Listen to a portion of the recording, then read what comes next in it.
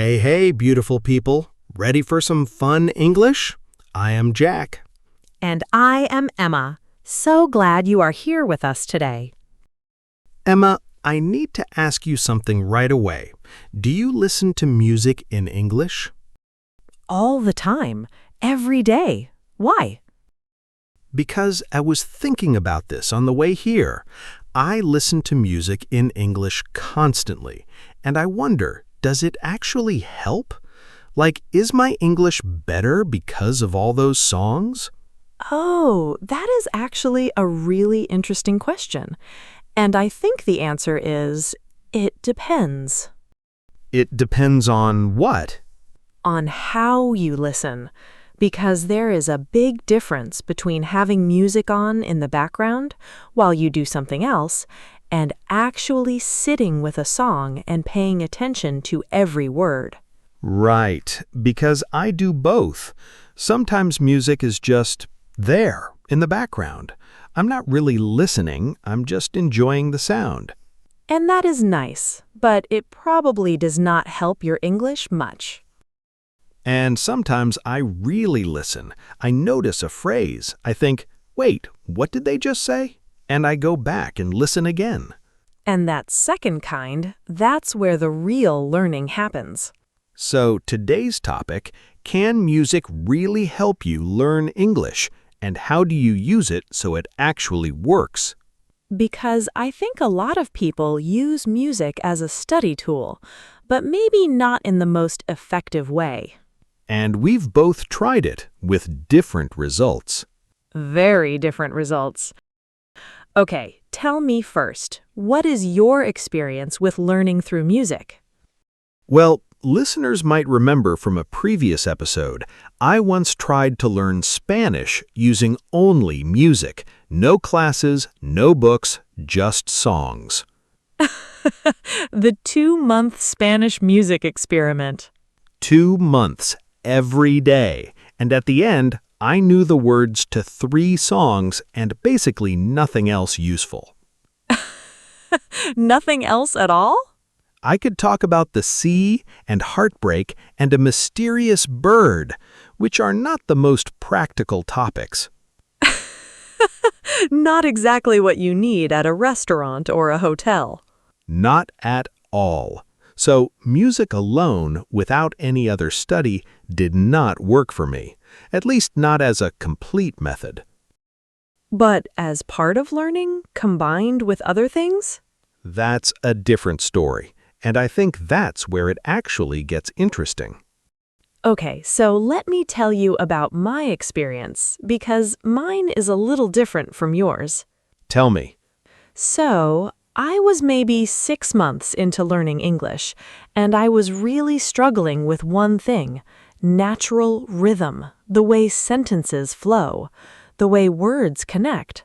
I understood words individually, but together they sounded wrong when I said them.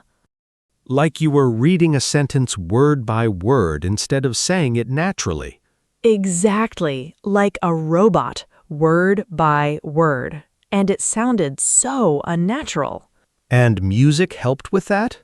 Music helped enormously with that, because music has rhythm, and when you listen to a song many times, your ear learns the rhythm of the language, how words connect, where the stress falls, how sentences move. So you were not learning vocabulary from the songs. You were learning the music of the language.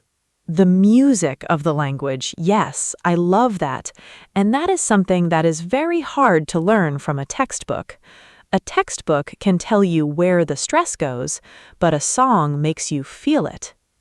Because you hear it, and then you sing along, and your mouth starts making the right shapes in the right order. And after a while, that rhythm becomes part of how you speak, without you even thinking about it. That's actually a really powerful thing, and it makes sense because babies learn language through the rhythm and music of it first, before they know any words. Before they know any words at all, they hear the sound, the pattern, the flow, and the words come later.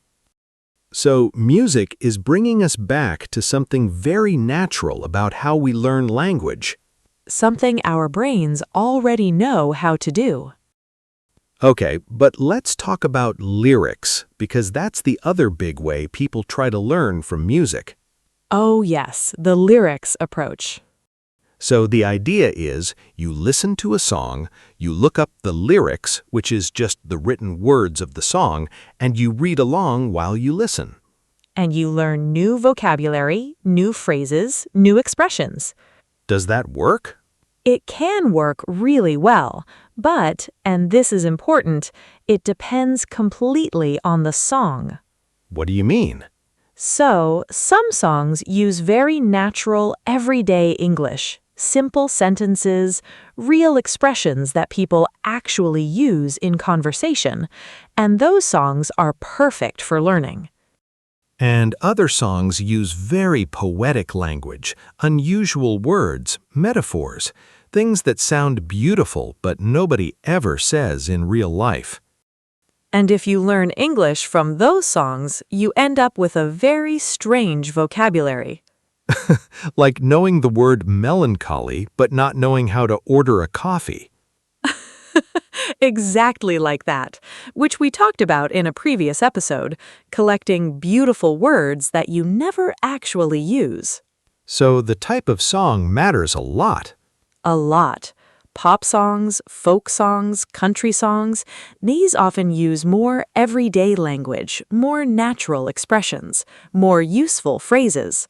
Things people actually say. Things people actually say. And then you have very artistic or poetic music, which is beautiful, but maybe not the best English teacher. Unless you want to write poetry, in which case, perfect. Perfect, yes, but for everyday communication, maybe not the most useful. Okay, I want to tell a story about a song that actually taught me something real. Oh, good. Tell me. So there is a phrase in English, to be fed up with something, which means you are tired of something, you have had enough, you do not want to do it anymore. Yes, I know that phrase. I first heard it in a song. I did not know what it meant, so I looked it up. And then I heard it again in the chorus, and again in the next verse. And by the end of the song, I knew that phrase completely. Because you heard it in context, with emotion, with music. And 3 days later, I was in a conversation and someone used that phrase, and I understood it immediately, without thinking, because my brain had already heard it so many times in the song. That is the power of music for vocabulary. When a word or phrase is in a song, you hear it many times, in the same few minutes, and the emotion of the music helps it stick. And you remember it weeks later because the song is still in your head. Songs get stuck in your head, and the words come with them. Which is both wonderful and sometimes annoying.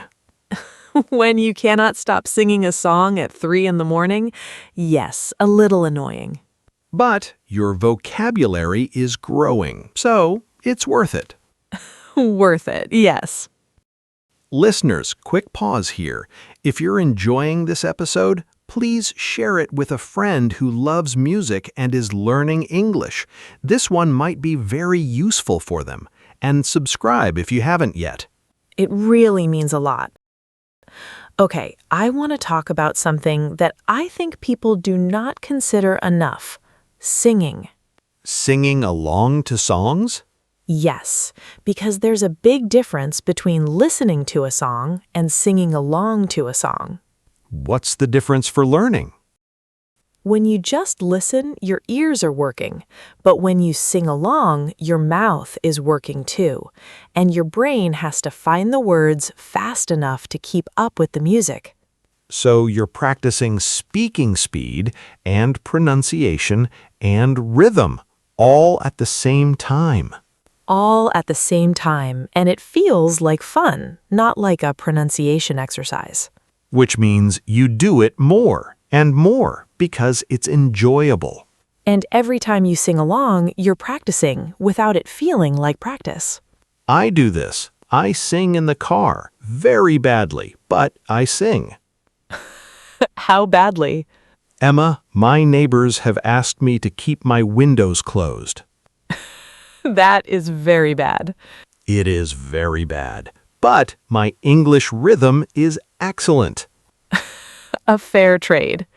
A very fair trade. And I genuinely think singing along, even badly, even alone, even in the car with the windows closed, is one of the best pronunciation exercises you can do. Because you're matching your voice to a native speaker's voice. You're copying the exact sounds, the exact rhythm, the exact way the words connect. And your mouth learns that physically. It remembers the shape of those sounds. Which is exactly what you need for natural speaking. Okay, so let's put this all together. Can music really help you learn English? Yes, but not in the way most people think. Music alone probably not enough. You can't replace classes or reading or conversation with just listening to songs.